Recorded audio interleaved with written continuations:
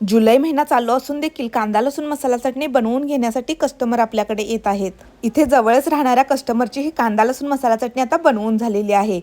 तर दुसरे कस्टमर हे कोल्हापूरहून आलेले आहेत. त्यांच्याच मिरच्यांचे देठ काढायला सुरू केलेले आहेत आणि इकडे त्यांच्या लिस्टनुसार खडा मसाला खमंग भाजून घेतला जात आहे. कस्टमरची अशी रिक्वायरमेंट होती की नेहमीपेक्षा जास्त काश्मीरी मिरचीचा यामध्ये वापर करावा.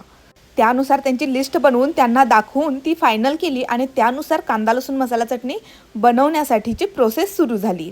त्या पद्धतीनुसार त्यांची कांदा लसूण मसाला चटणी आता पारंपरिक पद्धतीने डंकावरती बनवली जात आहे. त्यासाठी ओला मसाल्याची तयारी केली जात आहे आणि बाहेरही कस्टमर अजून कांदा लसूण मसाला चटणीची ऑर्डर देण्यासाठी आलेले आहेत. आता एक 3-4 दिवस सलग ऊन पडले होते, त्यामुळे शक्य होईल तितक्या मिरच्या वाळवून आपण त्यानुसार कांदा लसूण मसाला चटणी बनवून दिली. पण आता पावसाळ्यात देखील आपण मिरची पावडर पासून कांदा लसूण मसाला चटणी अगदी पारंपरिक पद्धतीने डंकावरती बनवून देतो. तुम्हालाही अशा पद्धतीने कांदा लसूण मसाला चटणी बनवून हवी असेल तर तुषार मसालेला आत्ताच कॉल करा.